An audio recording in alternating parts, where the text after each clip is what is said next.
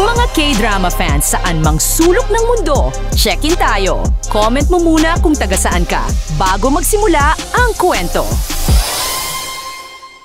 Ang lalaking ito ay isang napakagaling na Diyos ng medisina. Anumang malubhang sakit ang kanyang harapin, basta't mahawakan niya ang pulso sa braso, alam na niya ang kalagayan ng pasyente. Napakasimple rin ng kanyang paggamot. Ilang mga karayom lang ang kailangan. Pero may ugali siyang laging sumusunod sa oras ng trabaho. Kahit anong bahagi ng paggamot ang ginagawa niya, kapag narinig niya ang tunog ng kampana, titigil siya agad. Kumalat ang katanyagan ni Heo Im sa medisina hanggang sa palasyo.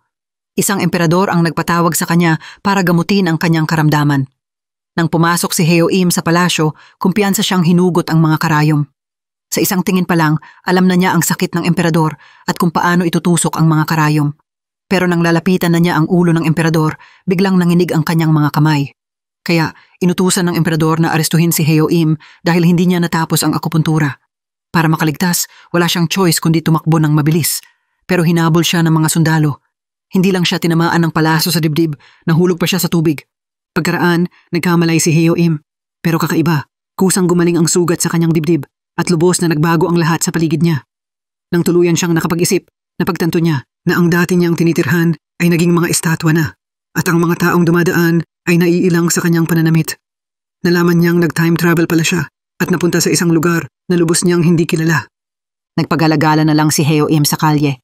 Sa pagkakataong iyon, may biglang sumigaw na babae dahil biglang hinimatay ang kanyang kasintahan. Natanaw ito ni Heo Im kaya pinilit niyang tiisin ang gutom at gumapang papunta sa lalaki. Sinilip niya ang pulso nito. Nang kumpirmahing may problema sa baga ang lalaki, hinugot ni Heo Im ang karayom para gamutin ito. Pero biglang may babaeng humawak sa kanyang pulso para pigilan siya. Ang babaeng humawak sa kanya ay si Yeon Kim, isa ring doktor. Matapos itulak si Heo Im, agad niyang inilabas ang stethoscope at iba pang gamit pang medisina. Hindi inakala ni Heo Im na may ganitong paraan ng paggamot at lalo niyang hindi inasahan na sa lugar na ito may mga babaeng doktor din. Nang paalis na si Yeon Kim, sinita siya ni Heo Im. Marami siyang gustong itanong para maglinaw pero inisip ni Yeon Kim na wala siyang pinagkaiba sa isang manyak na nanamantala. Sa kanyang pagka-distract, sinipa niya si Heo Im sa binti. Kaya humakbang-hakbang ito sa kalye. Dahil walang mapuntahan at wala siyang alam sa batas trapiko, nang harapin niya ang isang bus na muntik na siyang mabangga, hindi niya alam kung paano iiwas.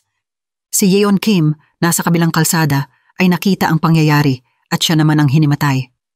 Nang makita ni Heo Im na nawalan ng malay si Yeon Kim, dali-dali siyang tumakbo papunta sa kanya. Nang ihahanda na niya ang karayom, nag-whisper ang mga tao sa paligid nila. Dahil sa pag-aalangan, hindi niya ito natuloy at dumating na rin ang ambulansya. Nagkunwari siyang kamag-anak at sumama sa ospital kasama si Yeon Kim. Sa ospital, nakakita siya ng maraming bagay na bago sa kanya at nakagawa ng mga kalokohan. Samantala, nagising na rin si Yeon Kim. Ang dahilan ng kanyang paglabas ay may pasyente siyang ayaw makinig at nagpalaboy-laboy. Ngayong nahuli na ito at nagising na rin siya, bumalik na siya sa trabaho. Kinabukasan, muling nagkita sina Yeon Kim at Heo Im. Tinanong ni Heo Im kung totoong mayayaman ang mga doktor doon at kung pwede siyang magtrabaho roon. Pero inisip ni Yeon Kim na sira ulo siya. Matapos bayaran ang tanghalian ni Heo Im, umalis na si Yeon Kim. Matagal nang hindi nakakain ng mainit na kanin si Heo Im at nang malapit na siyang kumain, may nakita siyang batang babae sa tapat niya. Napansin niya ang kakaibang paglakad ng bata kaya maawain niyang ibinigay ang tanghalian niya. Pero hindi niya alam na ito pala ang pasyenteng hinahanap ni Yeon Kim. Ang pasyenteng ito ay may myocardial infarction. Sa panahong iyon, abalang-abala si Yeon Kim sa paghahanap sa kanya. Nakita ni Heo Im ang panik sa mata ni Yeon Kim at may sasabihin sana siya. Pero tinawag nito ang guard para palabasin siya. Kaya hindi na siya nakabalik sa ospital. Pero buti na lang, nakita niya ulit ang bata. Marahil dahil nagpapasalamat ito sa binigay niyang karne, pinatuloy siyang itulak ang wheelchair nito. Kaya nakapasok ulit siya sa ospital at doon nagsimulang magkalapit ang dalawa. Ang likot ng bata, kinuha ang kanyang set ng mga karayom. Para makuha ulit ito, kailangan niyang habulin siya. Pero nang pumasok sila sa hall, biglang nawalan ng malay ang bata. Dahil sa urgency ng sitwasyon, walang choice si Heo Im kundi gamitin ang karayom para iligtas siya. Nang makita ito ni Yeon Kim, sinilip niya ang pulso at nalaman na nailigtas nga ni Heo Im ang pasyente. Pero sa halip na pasalamatan siya, sinampal pa siya nito ng malakas. Akala kasi ni Yeon Kim na si Heo Im ang nagpalabas sa pasyente. Sa galit, tinawag niya ang pulis para arestuhin si Heo Im. Pagkaalis nito, nakita ni Yeon Kim sa CCTV na siya pala talaga ang nagligtas sa bata. Pagdating sa presinto, ininteroga si Heo Im ng maigi. Nakapagtataka, walang impormasyon tungkol sa kanya sa sistema at hindi rin ma-verify ang kanyang fingerprints kaya ipinagkulong muna siya. Napansin ni Heo Im na may iniinda ang pulis kaya inalok niya ito ng check-up. Pero nang ihahanda na niya ang karayom, dumating si Yeon Kim. Sinaklolo niya si Heo Im at pinagbawalan siyang mag-akupuntura dahil wala siyang lisensya. Bago umalis, tinahi rin ni Yeon Kim ang sugat ni Heo Im. Habang pinapanood ang pag-alis nito, naglibot na lang si Heo Im ng mag-isa. Pagod at inaantok, napadpad siya sa isang bahay. Ang may-ari nito ay ang anak ni Mang Chun, ang lalaking nakilala niya sa presinto at lolo rin ni Yeon Kim. Nalaman ni Heo Im na ito pala ang klinika ni na Chun at Yeon Kim. Na-curious siya at marami siyang tanong pero parang hindi siya pinapansin ng anak ni Mang Chun. Pero mabait pa rin ito at pinatulog siya. Pagkagising kinabukasan, nalaman niyang maliit na Oriental Medicine Clinic pala ito at ang anak ni Mang Chun ang may-ari. Ang dalawa pang staff, isang lalaki at isang babae, ay empleyado rin dito.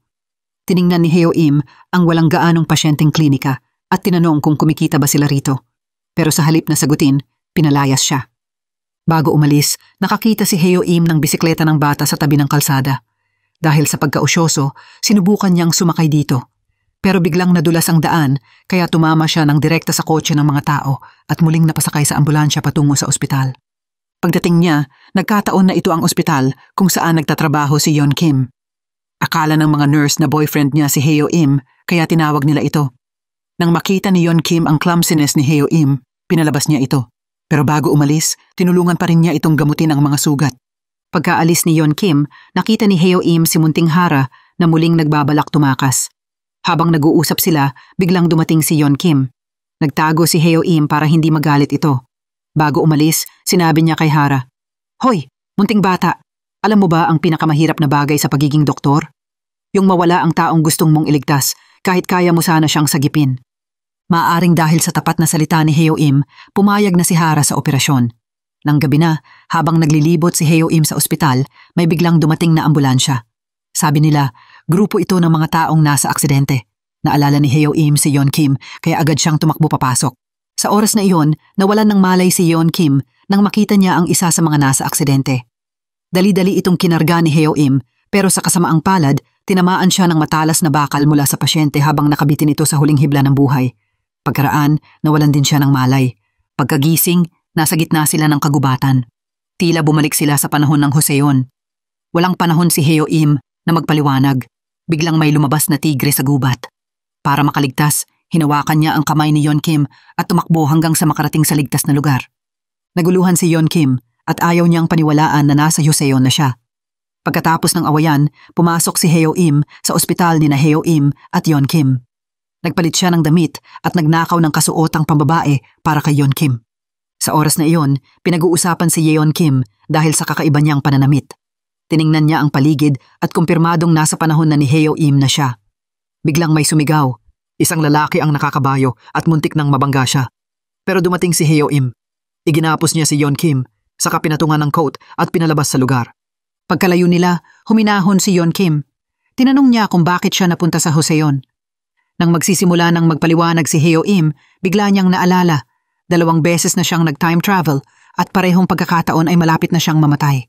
Para bang immortal siya, basta malapit siya sa kamatayan, nakakabalik siya sa ibang panahon. Pero hindi niya masabi kay Yeon Kim ang totoo ngayon. Binigyan niya ito ng damit mula sa Joseon at pinasuot ito ng mag-isa.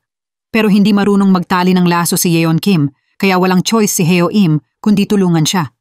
Ang pagiging malapit nila ang ikinainis ni Heo Im dahil ang damit na ninakaw niya ay para sa anak ng isang mayamang pamilya. Kaya nang may makasalubong sila sa kalye, natakot ang mga tao sa mga pulubi. Pero biglang naglabas si Yeon Kim ng candy mula sa bulsa at naginhawahan ng lahat. Napatigil si Heo Im at nagbago ang tingin niya rito. Pero dahil wanted criminal si Heo Im, hindi siya makapagpakita ng hayagan. Pumunta siya sa ospital ni Heo Im at iniwan si Yeon Kim sa isang sulok. Pero nakita siya ng isang lalaki, ang mortal na kaaway ni Heo Im. Nagtanong ito pero sinagot siya pabalik ni Yeon Kim kaya napilitan siyang humingi ng paumanhin. Nang umalis si Yeon Kim, napansin ng lalaki ang kakaiba niyang sapatos.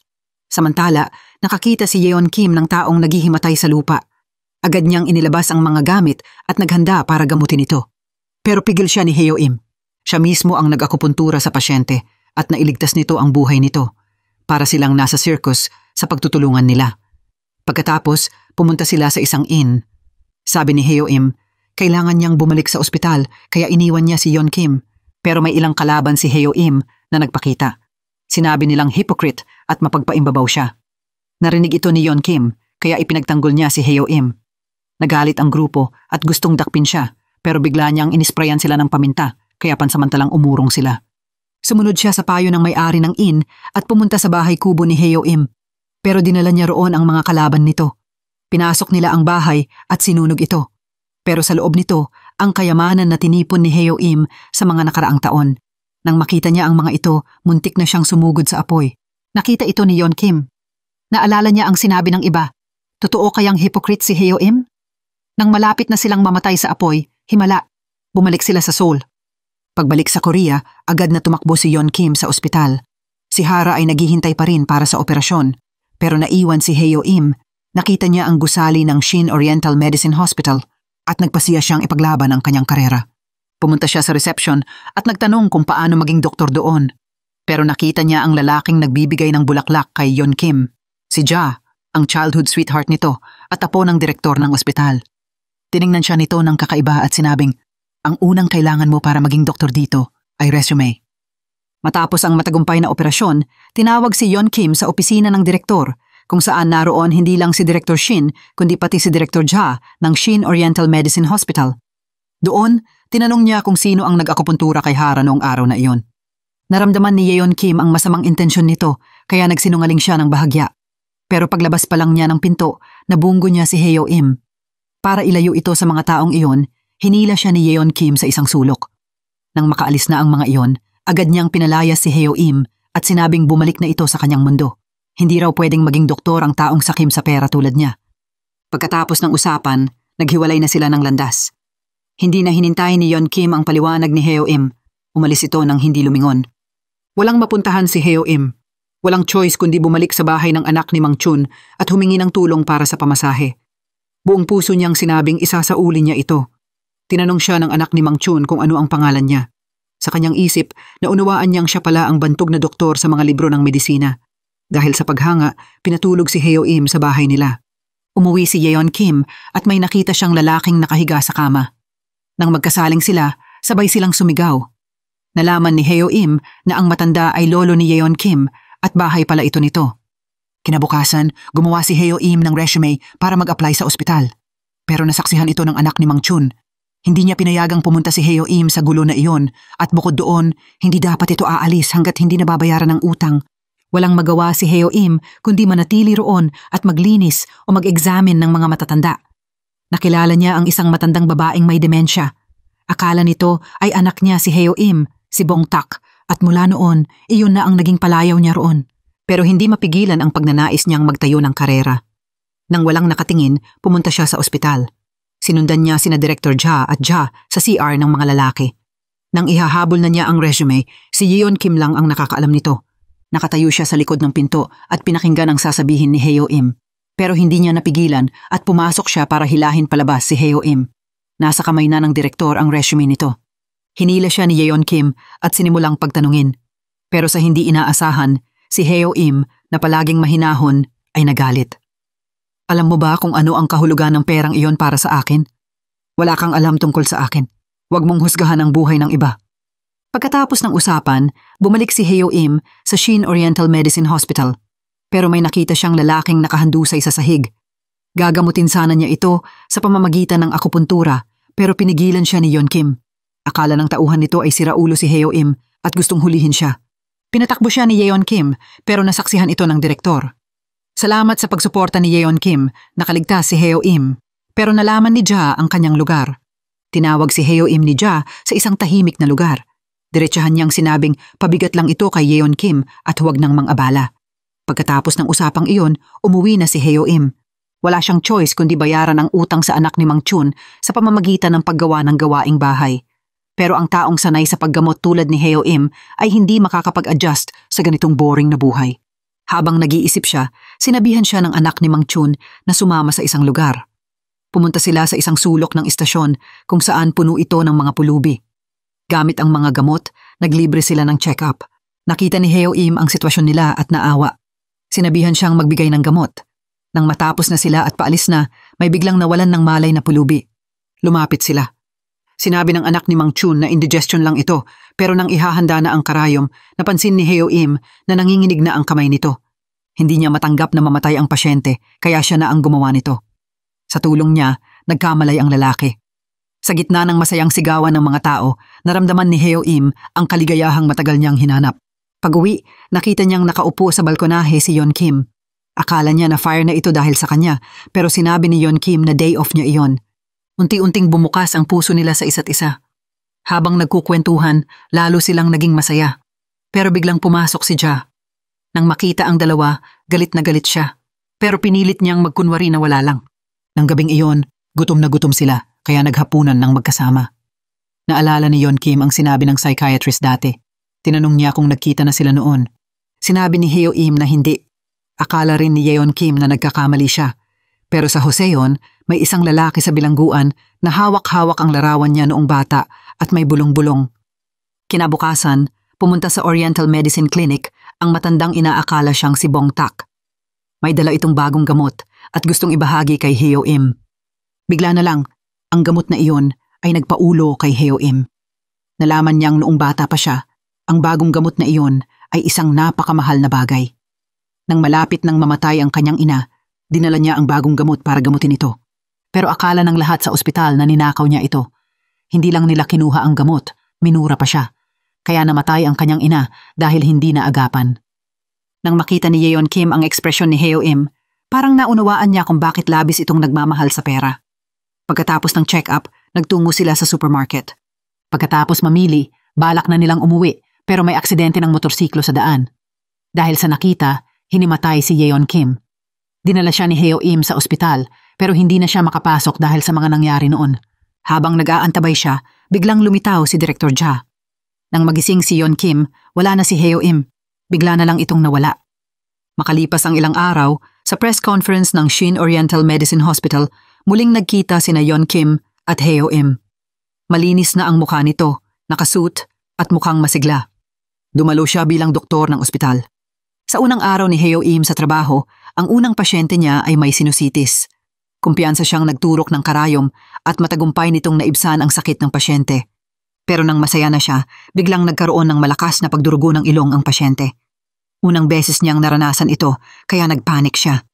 Dumating si Ja at nalaman na uminom pala ng Spirin at spill ang pasyente, kaya nagka-nosebleed. Gabi na nang bumalik si Heo Im na labis ang panghihina ng loob. Pumunta siya sa kwarto ni Hara. Nang makita niyang gumagaling na ang bata, medyo gumaan ang pakiramdam niya. Paglabas ng kwarto, nakita niya si Yeon Kim. Lumambot ang relasyon nila dahil sa pagkikita na ito. Pero pagkalabas pa lang niya, nasalubong niya si Ja na susunduin si Yeon Kim. Sa harap ni Yeon Kim, pahaging na sinabi ni Ja na hindi sapat si Heo Im. Sinabihan niya si Yeon Kim na sumakay na at kailangan niyang makipag-usap kay Heo Im ng pribado. Pero ngayon, hindi na nagpaawat si Heo Im at diretsahan niyang sinabi, "Ano ang kinakatakot mo? Ang pasyente ba o ang posisyon mo?" Pero hindi pinansin ni Ja ang sinabi ni Heo Im. Kaya kinabukasan, naghiganti ito. Sinadya niyang walang ipasok na pasyente para kay Heo Im.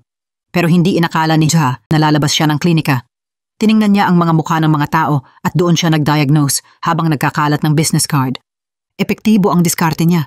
Maraming tao ang pumila para magpa-check up sa kanya. Abala hanggang tanghali, pumunta si Yeon Kim sa kantin para kumain. Doon niya nakasalubong si Heo Im. Pagkaupo, tinanong ni Heo Im ang tungkol sa Spirin. Isa-isa itong sinagot ni Yeon Kim. Ngayon, parang may natagpuan na siyang lifeline si Heo Im. Tuwing may problema siya sa modernong medisina, si Yeon Kim ang kanyang tinatanong. At dahil dito, mabilis na umunlad ang kaalaman ni Heo Im. Dumating din ang oportunidad. Isang araw, may counselor na biglang nanigas at hindi makapagsalita. Inanyayahan ng direktor sina Ja at Heo Im para gamutin ito. Pagkatapos mag-diagnose ni Ja, nag-akupuntura siya pero walang nangyari. Nakita ni Heo Im ang pagkakamali. Sinubukan niyang gamutin ito at nagtagumpay siya. Pagkatapos, ipinaliwanag niya ang prinsipyo gamit ang modernong medisina na ikinahiya ni Ja. Nalaman ni Yeon Kim mula sa kasamahan na may balak si Direktor Ja. Agad siyang pumunta kay Heo Im. Sinabihan niya itong mag-resign na dahil maaaring delikado siya. Ganun pa rin ba ang tingin mo sa akin? Tanong ni Heo Im. Habang nagtatalo sila, may biglang lumabas na grupo ng mga gangster. Para protektahan si Yeon Kim, ginamit ni Heo Im ang acupressure para patumbahin ang mga ito. Pero hindi siya nakaiwas kaya nasaktan siya sa ulo. Nawalan siya ng malay at nag-spin ang mundo. Nang magkamalay sila, nasa Hoseo na naman sila. Pagdating pa lang nila, may nasalubong na silang grupo ng mga sundalo. Buti na lang may pepper spray si Yeon Kim. Nagamit nila ito para makalabas. Pagkatapos, itinago ni Heo Im si Yeon Kim sa isang silid. Sabi nila, ang pinakadelikadong lugar ay pinakaligtas, pero dahil halata ang galaw nila, nahuli pa rin sila ni Ugo. Dinakip si Heo Im at ikinulong habang dinala si Yeon Kim sa kanyang lugar. Sa kulungan, nakilala ni Heo Im si Dr. Heo Jun, ang doktor na nagrekomenda sa kanya sa emperador noon. Nagtitinginan sila. Sinabi ni Heo Jun na si Heo Im ay isang impostor. Sumagot si Heo Im na isang pagkakamali ang ipanganak sa mundong ito. Pero sinabi ni Heo Jun, ano ngayon? May pinipili ba tayong mundo bago tayo isilang? Dito naunawaan ni Heo Im na alam din ni Heo Jun ang dalawang mundo. Tiningnan siya ni Dr. Heo Jun at sinabing, ang maling pananaw mo ang nagtulak sa iyo sa maling landas. Pero ngayon, handa ka nang maging tunay na dakilang doktor. Sa oras na ito, dumating ang isang Mandarin at sinabing pakakawalan na si Heo Jun. Bago umalis, dagdag pa nito kay Heo Im. Kung hindi alam ng isang doktor kung saan naroon ang kanyang halaga, sayang. Sa parehong panahon, nakalaya si Yeon Kim sa pamamagitan ng beauty trap. Kailangan niyang iligtas si Heo Im. Pagdating sa pintuan, may nakita siyang matandang lalaki, si Dr. Heo Jun. Ibinigay ni Heo Jun ang bag na naiwan ni Yeon Kim noong nakaraan. Sinabi nitong ang candy sa loob ay napakatamis at matagal na niyang hindi ito natikman. Nagulat si Yeon Kim sa sagot nito. Tila alam ni Heo Jun ang sasabihin niya, kaya sinabi nitong magkikita pa sila sa hinaharap. Sinabi niya kay Yeon Kim na maraming paghihirap ang dinanas ni Heo Im para maging ganito at marahil siya lang ang makakapagbago rito. Si Heo Im, nasa loob ng bilangguan, ay nag-iisip tungkol sa mga salita ni Heo Jun. Naalala niya ang nakaraang taon. Dahil sa kanyang mababang pinagmulan, hindi siya binigyan ng maraming pagkakataon, kaya nagkaroon ng pagdududa sa kanyang puso. Sa sandaling iyon, may sumagip sa kanya, pero siya rin ang nagpasunog sa kanyang bahay. May kapatid itong tanga at ngayon ay malapit ng mamatay sa bugbog, kaya humingi ng tulong kay Heo Im. Naalala niya ang kanyang responsibilidad bilang doktor, kaya agad niyang sinimulan ang paggamot. Samantala, nakalabas din si Yeon Kim at nakilala ang katulong ni Heo Im na si Ma Yi. Sinabi ni Ma Yi kay Yeon Kim na dating napakabait ni Heo Im. Madalas itong pumunta sa kwarto ng mga manggagawa para gamutin sila kahit natanggihan pa ang mga hiling ng mga maharlika. Minsan, habang ginagamot ni Heo Im ang isang katulong, nahuli sila ng amo nito. Para maghiganti, pinahirapan nito si Heo Im, muntik na itong mamatay. Ang katulong na kanyang ginamot ay pinatay rin ng amo. Gustong maghiganti ng anak nito pero pinigilan siya ni Heo Im. Punong-puno ng sugat ang lalaki at ang babaeng iyon ay walang iba kundi si Ma Yi. Habang ginagamot ni Heo Im ang kapatid ng lalaki, biglang pumasok ang kanilang amo. Minura niya si Heo Im bilang isang hamak at sinabing nagmamalaki lang ito sa kanyang kaunting talino. Hinila niya ang kapatid na ginamot ni Heo Im at pinagbuhatan ng kamay. Sa huling hininga, desperadong tinawag ng kapatid ang pangalan nito. Nasa labas ng pinto si Yeon Kim habang nakaluhod si Heo Im, walang magawa sa lahat ng nangyayari. Ang tunog ng pamalo at iyak ng kapatid ay naghalo. Nang pakawalan, gumapang ito sa nakatatandang kapatid. Doon, nagmakaawa siya at inamin na siya ay duwag, umaasang palalayasin sila ng maharlika. Tumingin si Heo Im, hindi na ito katulad ng laging nagbibiro. Dahil sa desperasyon nito, pinalayas sila at ikinulong sa bodega. Lihim silang inilabas ni Yeon Kim. Nang gabing iyon, pagkatapos ilibing ang kapatid, hinawakan ni Heo Im ang kamay ni Yeon Kim at sinabing, "Palayasin mo na ako." Pagkagising nila, bumalik na sila sa Korea. Pero pagkatapos ng paglalakbay na ito, naging napakalamig ni Heo Im. Tumayo siya at sinabing, "Ingatan mo ang sarili mo." Pagkatapos, umalis ng hindi lumingon. Nagpagala-gala siya ng walang direksyon. Bigla niyang nakita ang pulubi sa istasyon noong nakaraan. Nagmakaawa ito para gamutin ang sugat ng kapwa pulubi, pero hindi niya alam kung bakit siya humihingi ng tulong. Mabilis na umalis si Heo Im. Tila may naalala siya. Pagkalayo, agad niyang hinubad ang damit, kinuha ang karayom at itinapon sa ilog. Pagkatapos ng karanasang ito, Tila naunawaan ni Heo Im na saan mang mundo may pagkakahati ng uri. Kaya sa mundong ito, gusto niyang magbago, patuloy na lalaban para sa kapangyarihan at pera. Matapos ang desisyong iyon, naging malamig siya. Hanggang kinabukasan, pati kay Yeon Kim ay hindi siya nag-init. Matapos ipakita ang pag-iwas, umalis siya. Dinala siya ni Director Ja sa isang mayamang pamilya. Pagkatapos ipakita ang kanyang profesionalismo, nakuha ni Heo Im ang tiwala nila. Dinala siya sa isang silid para magsuri. Pagbukas ng pinto, nakita niya ang isang binatang nakakurba sa kama.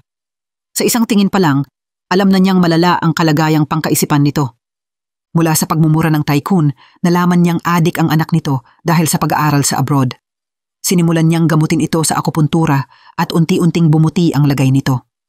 Nasiyahan si Tycoon Park, pero nang paalis na siya, hinawakan siya ng binata.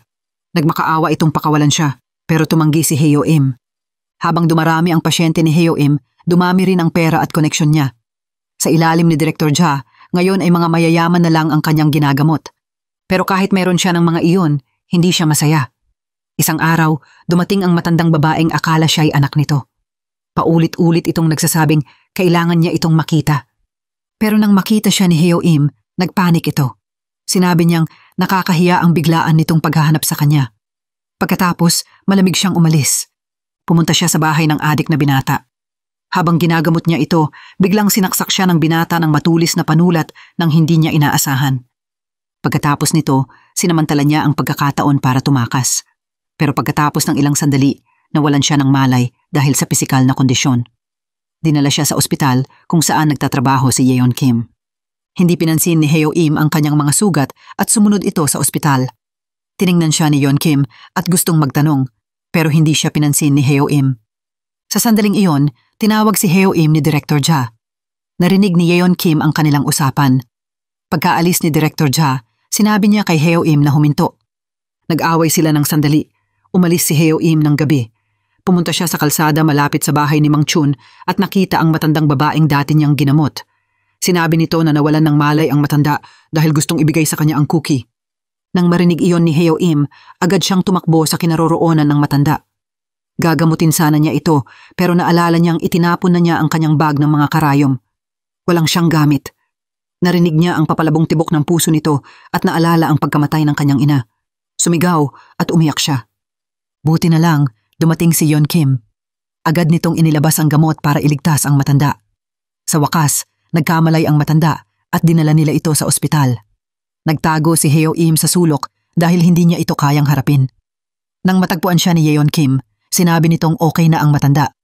Sa pagkakataong ito, humingi ng paumanhin si Heo Im dahil sa nangyari noong nakaraang gabi.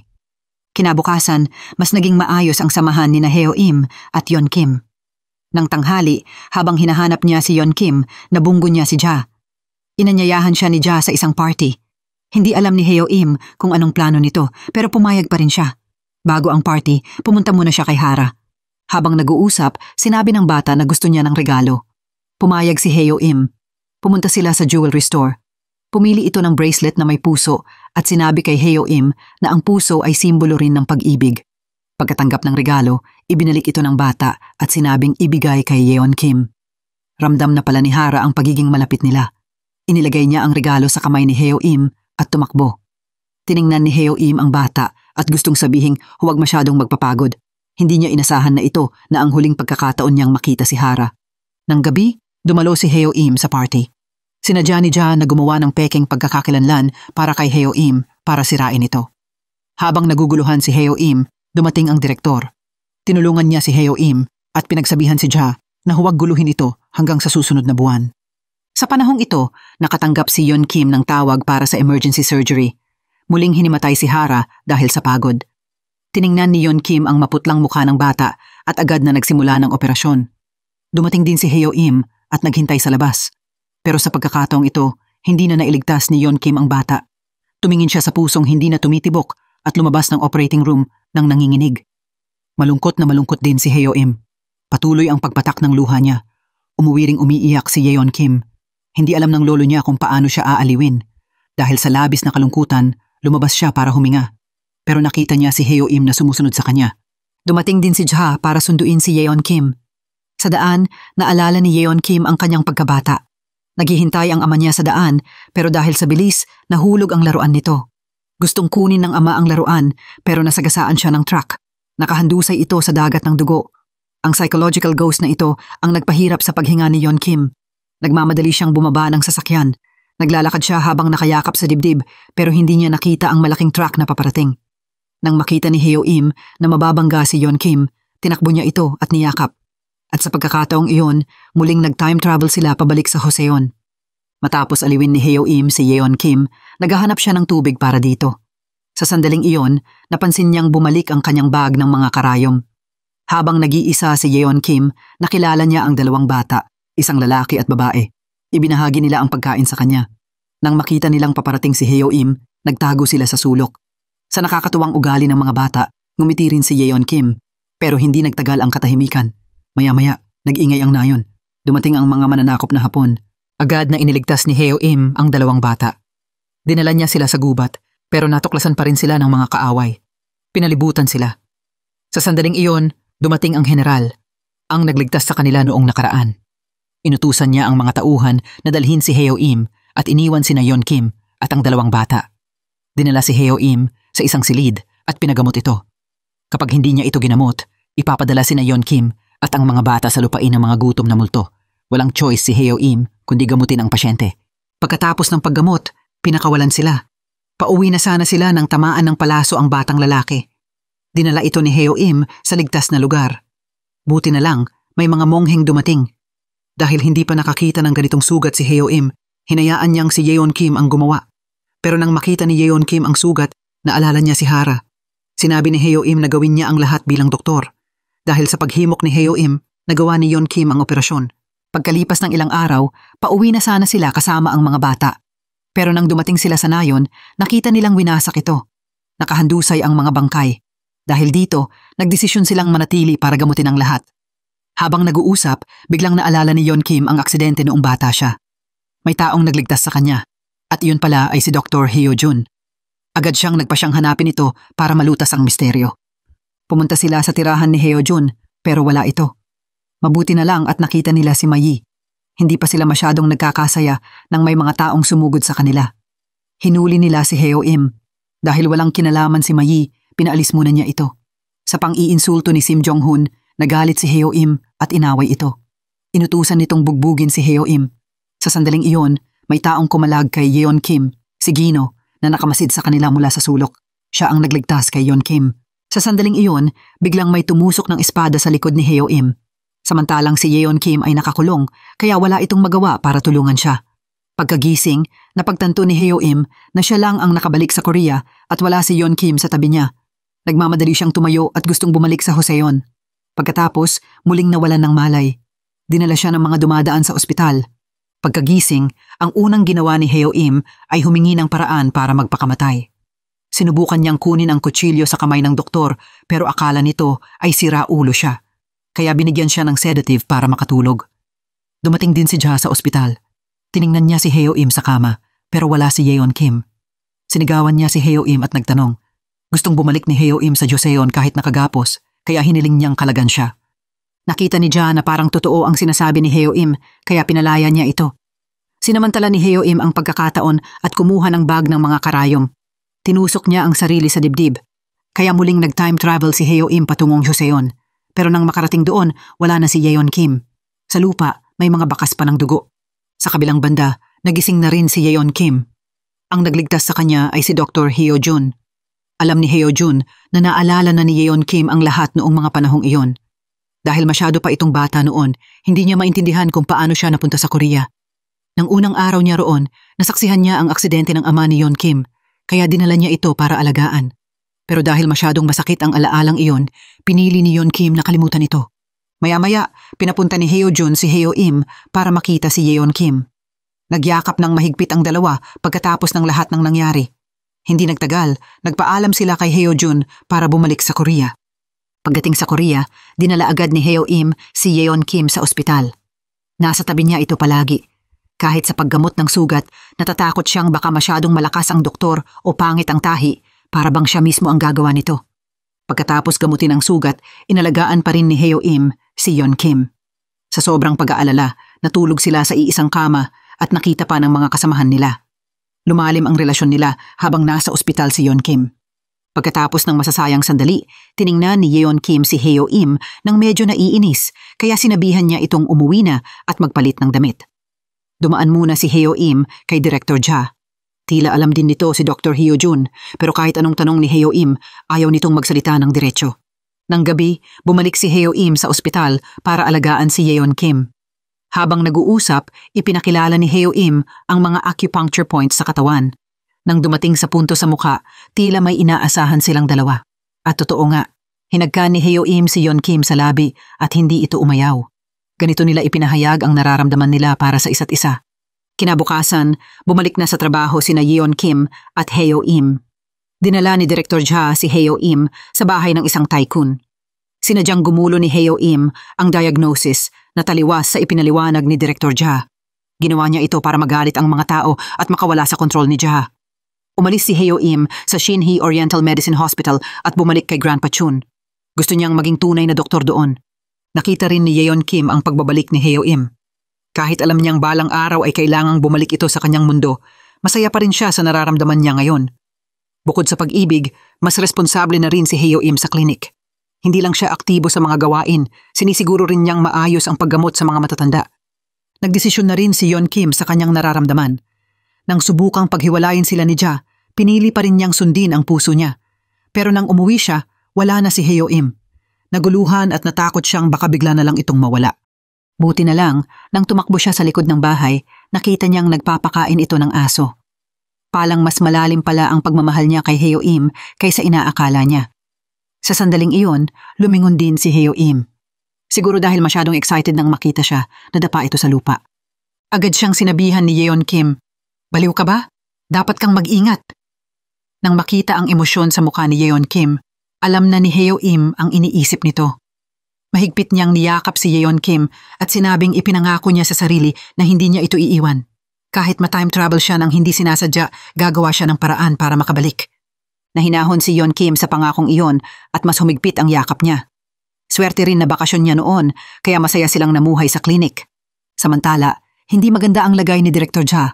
Dahil kay Heo Im, ang tycoon na nasiraan niya noong nakaraan ay tumulong sa kalaban niya para maging General Director. Galit na galit si Ja.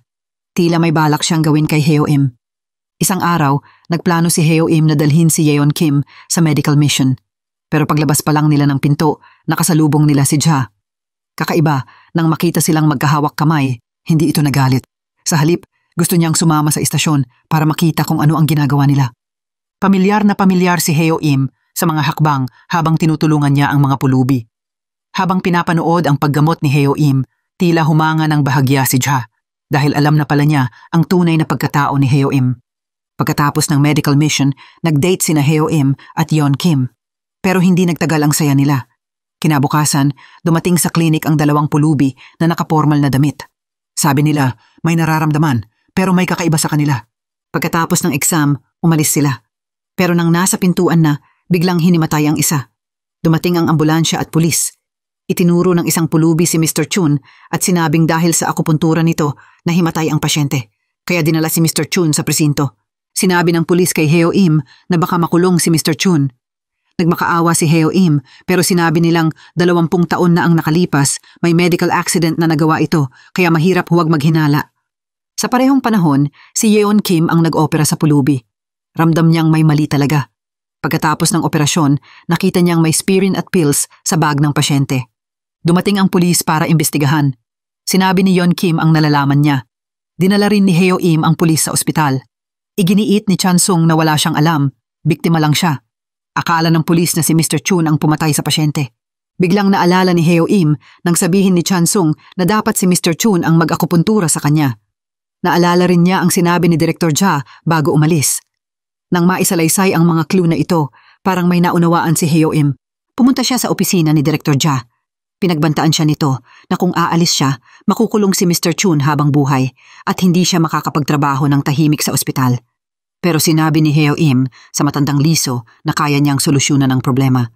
Pumunta rin si Director Ja sa presinto para makita si Mr. Chun. Nag-away sila tungkol sa nangyari 20 taon na ang nakalilipas at narinig ito ni Ja. Para patunayang inosente si Mr. Chun, Ipinakita mismo ni Heo Im sa pulis na hindi kayang tusukin ng karayom ang puso. Nakalabas na rin si Mr. Chun dahil under investigation pa lang siya. Inuwi ni Heo Im si Mr. Chun. Habang nakatingin dito, naalala niya ang hiling ni Director Ja. Nang gabing iyon, nagpa siyang pumunta sa ospital para sa kanya. Dinala siya ng direktor sa bahay na may pasyenteng hindi magamot-gamot. Pero nalaman ni Heo Im na nervous breakdown pala ito, kaya sinimulan niya ang paggamot. Nang itutusok na ang karayom, nanginginig ang kanyang kamay. Naalala niya ang sinabi ni Dr. Heo Jun, kapag may masamang intensyon sa pagtusok, manginig ang kamay. Walang nag-akalang dadalawin ni Mr. Chun si Chan Sung sa ospital. May dala itong pagkain at nagsabing sana gumaling ito para makauwi sa mga anak. Nahuli na rin ni Ja ang lusot ni Director Ja. Malapit nang matapos ang laro nito. Sinabi ni Mr. Chun kay Heo Im na iligtas niya ang sarili. Noong 20 taon ang nakalilipas, nagtrabaho si Dr. Heo Jun para kay Director Ja at ayaw niyang mauulit ito. Ginawa lang ni Heo Im ang tungkulin ng isang doktor. Kinabukasan, pumunta si Mr. Chun sa presinto. Dahil sa guilt, nagsabi ng totoo si Chan Sung. Nakalabas na rin si Mr. Chun. Pagkatapos nito, alam na ni Heo Im ang tunay na responsibilidad ng isang doktor.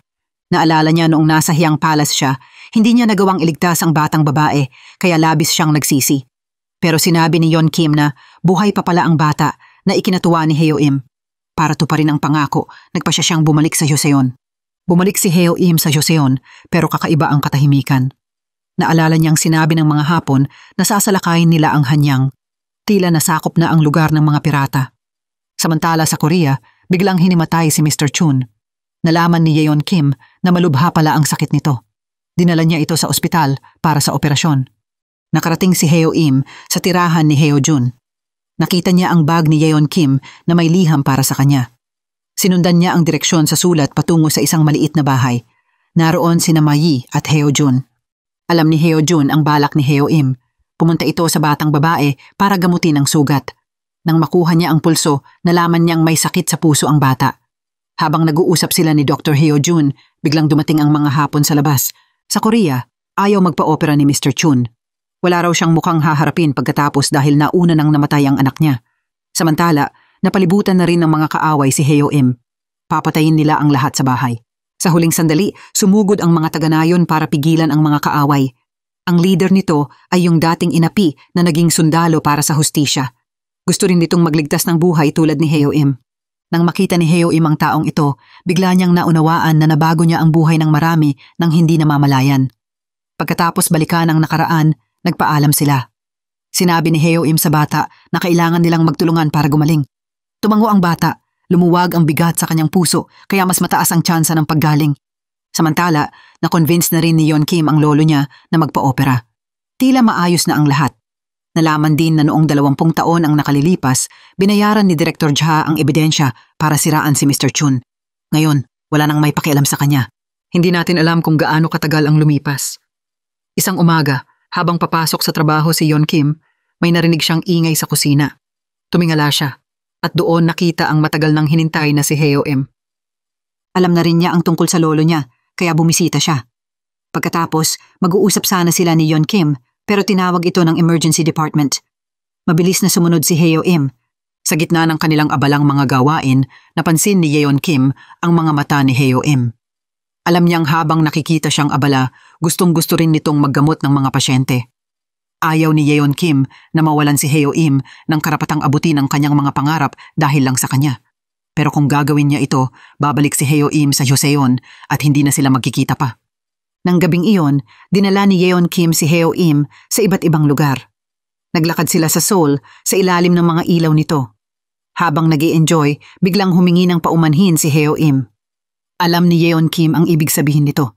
Sinabi niyang aalagaan niya ang lugar na iyon at dapat ding pangalagaan ni Heo Im ang kanyang Joseon. Kaya naghiwalay sila ng ganun na lang. Bago umalis, tinuruan ni Yeon Kim si Heo Im ng ilang modernong kaalaman sa medisina. Bukod sa pag-aaral, nagplano rin sila ng mga lakbayin kapag nakabalik na si Heo Im. Pinahalagahan nila ang bawat sandaling magkasama sila. Lumalapit na ang araw ng kanilang paghihiwalay. Mabigat ang kanilang mga puso. Nang makita ni Heo Im na umiiyak si Yeon Kim, labis din siyang nalungkot. Pinunasan niya ang mga luha nito at sinabi ang nasa kanyang puso. Nagyakap sila ng mahigpit, tila ayaw na magpakahiwalay pa. Pagkatapos magpaalam, muli niyang tinusok ang sariling puso at bumalik sa Joseon. Mas malala pala ang sitwasyon doon kaysa inaasahan niya. Pinatay ng mga Hapon ang halos lahat ng tao sa lungsod. Punong-puno ang bansa ng dalamhati at paghihirap. Ginawa ni Heo Im ang lahat para iligtas ang mga buhay. Sa prosesong ito, mas marami na siyang nakikitang kamatayan kaysa buhay. Pero hindi siya sumuko. Ito na ang kanyang misyon. Minsan, napakahirap. Naaalala niya kung gaano kasaya ang buhay niya sa kabilang mundo. Mula taglagas hanggang taglamig, humaba ang balbas ni Heo Im dahil sa pagod. Nadaramdam na rin niya ang pagkahapo sa kakagamot. Nakita rin niya ang dating nanlupig sa kanya. Ngayon ay naghihingalo na ito. Akala nito paghamak ang pagdating ni Heo Im. Pero bilang doktor, pinili pa rin niya itong iligtas. Sa bagong paggamot, may nakita si Yeon Kim na pasyenteng kamukhang kamukha ni Hara. Parehong malikot at suwail ang batang ito. Pero ngayon, mas magaan na ang pakiramdam ni Yeon Kim. Itinatag na rin ng ospital ang espesyal na departamento para sa mga batang may sakit sa puso na isinponsor ng ina ni Hara. Lahat ay gumagawa ng kabutihan sa sarili nilang paraan. Itinuring na rin ni Ja si Yeon Kim bilang kapatid at naging isa na siya sa mga namamahala ng medical assistance sa istasyon. Mabuti rin ang pakikitungo niya sa mga pulubi at patuloy siyang gumagawa ng mabuti para sa kanila. Bumalik si Heo Im sa kanyang ospital.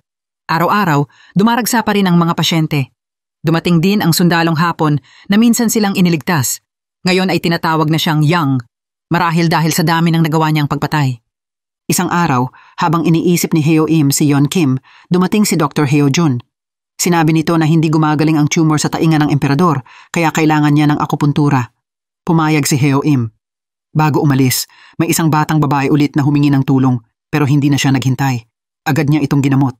Matapos malunasan ng emperador, hindi na niya inintindi ang gantimpala. Mas nangungulila siya sa babaeng minamahal. Lalong lumakas ang medical service station ni Yeon Kim. Maraming doktor at nurse ang nagboluntaryong tumulong. Isang araw, habang naghahanda sila tulad ng dati, may lalaking dumating.